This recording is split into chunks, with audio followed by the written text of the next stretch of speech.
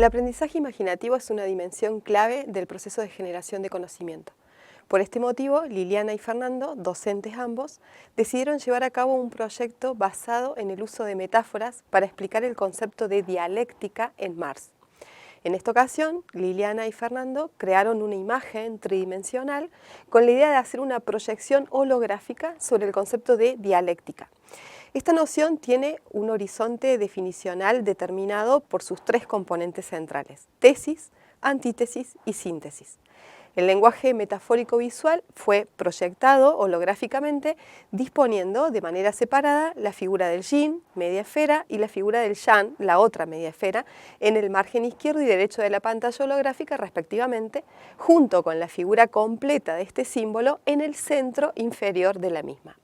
¿Cómo se conecta esa representación con el concepto de dialéctica?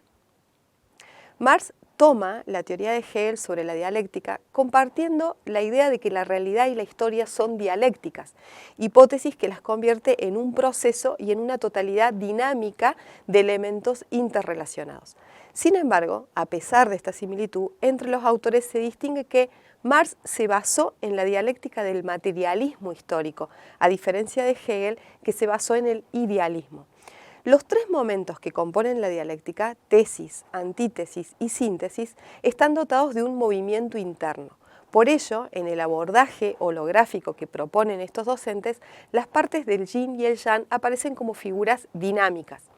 Se focaliza la atención en la comparación existente entre las imágenes separadas del yin y el yang como estructuras de sentido y la impresión primaria de un antagonismo entre estas figuras dinámico, lo mismo que ocurre con la tesis y la antítesis.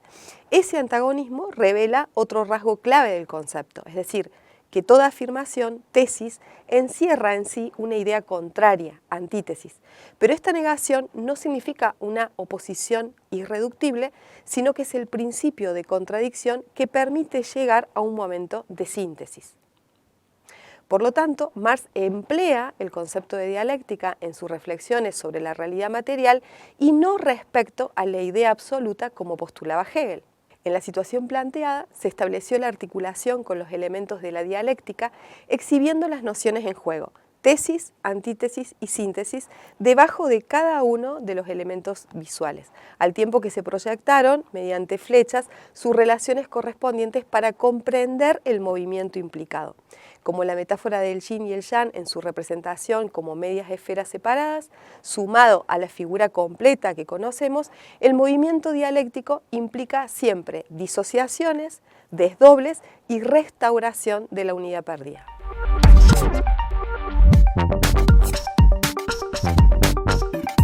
En la primera parte de la película aparece en primera plana la imagen de un águila bañada por un sol que enciende las sabanas donde los animales viven y mueren cazando o siendo cazados.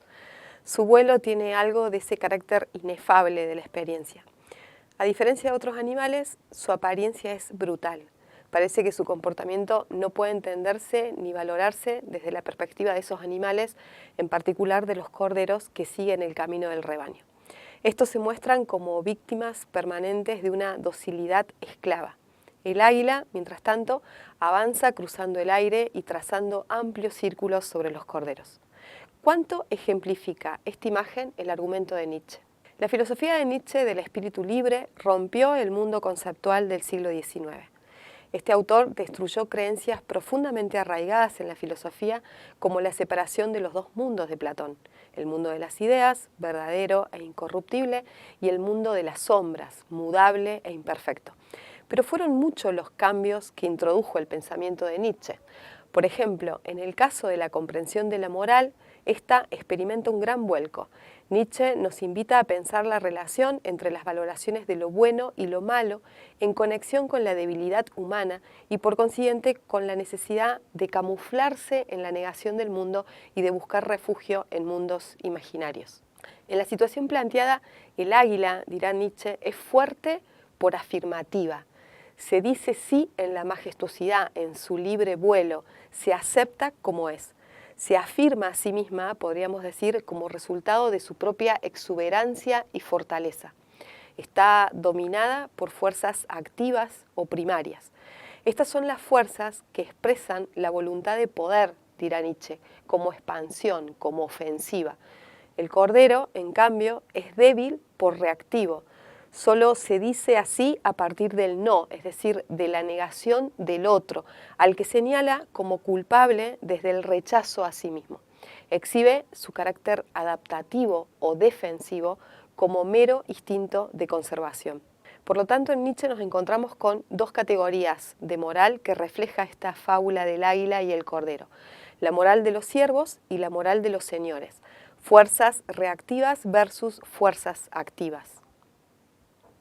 En la fábula presentada y empleada por Nietzsche, el águila representa así la moral de los nobles o de los señores. Para este filósofo, la moral auténtica es precisamente la moral de los nobles, de los fuertes, una afirmación vital creadora.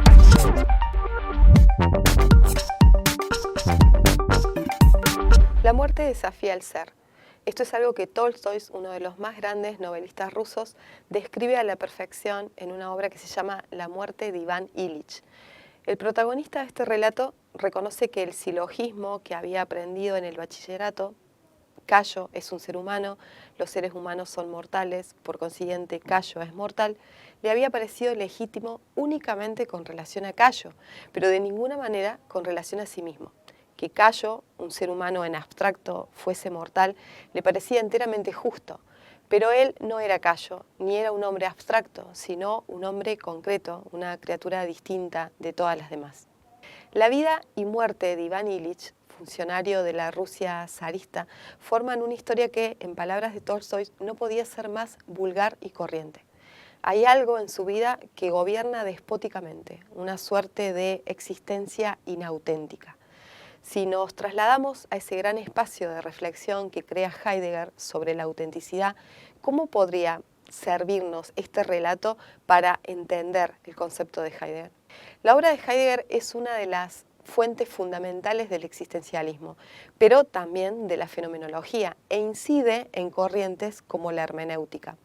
En su obra, Ser y Tiempo, despliega una suerte de ética de la autenticidad, que no consiste en la prescripción de reglas de acción, sino en una determinada actitud que el Dasein debe adoptar frente a su propia mortalidad.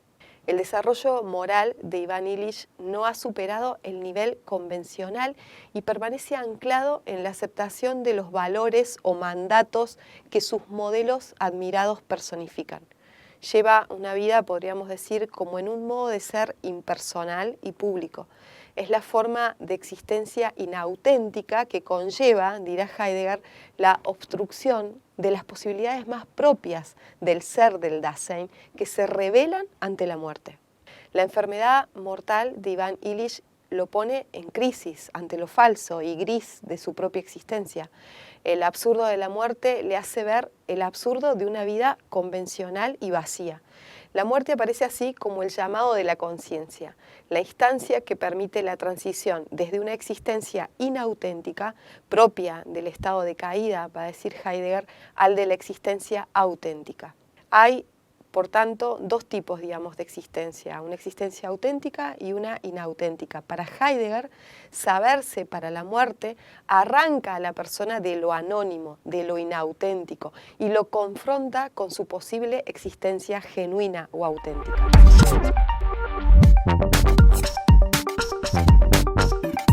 Desde distintos puntos de vista, supongamos que dos personas miran el mismo paisaje. Sin embargo, no ven lo mismo. El paisaje se organiza ante ambos de distinta manera. Lo que para una persona ocupa el primer término, para el otro se halla en el último y queda hasta oscuro y borroso.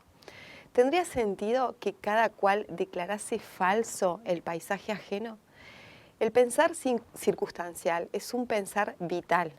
Piensa la vida que está aquí y ahora y no la que quiere mostrarse eterna e inmutable, propia de la razón pura. Facundo vive en una época determinada. Le toca además atravesar una situación personal por primera vez que lo desconcierta mucho y a su vez vive en un país en condición de inmigrante, temeroso frente a los cambios laborales que se avecinan.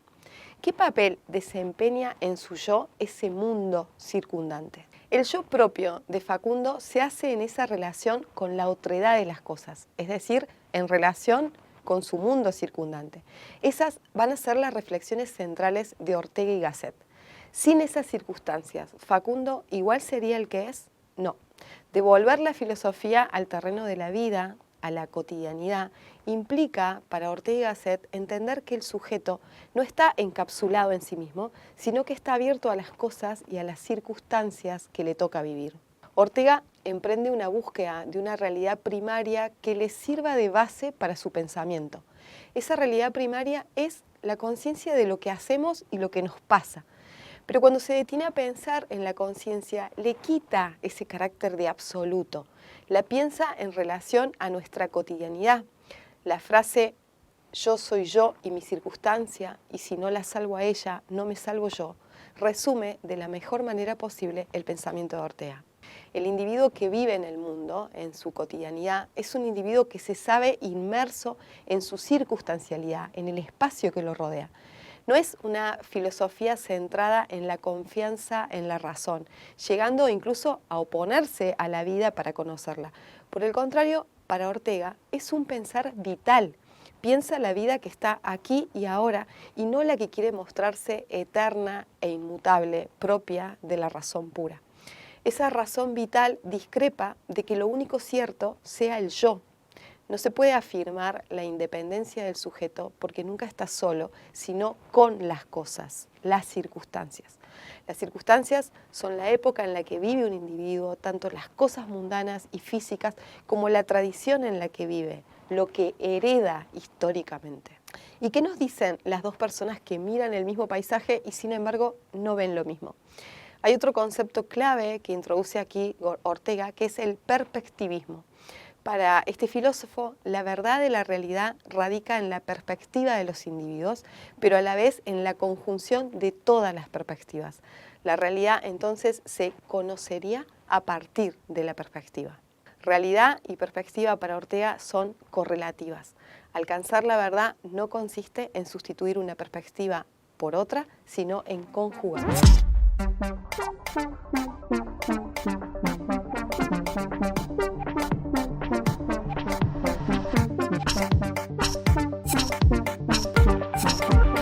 En el caso presentado deberás reconocer qué representa el águila en la fábula de Nietzsche, identificar cómo se relaciona el comentario de Manuel con la figura del cordero, encontrar la conexión entre la figura del águila y lo que Nietzsche entiende por voluntad de poder, distinguir a qué hace referencia la visión moral característica del equivalente humano del cordero. Como clave de respuesta te sugiero que tengas en cuenta la comprensión de la moral en Nietzsche, la distinción entre la moral de los nobles y la moral de los esclavos y el significado de la voluntad de poder. Como ejemplo de resolución de actividad, podemos decir que la imagen del águila representa la voluntad de poder en su carácter afirmativo, como fuerza activa, más ofensiva que defensiva, se afirma a sí misma como resultado de su propia fortaleza.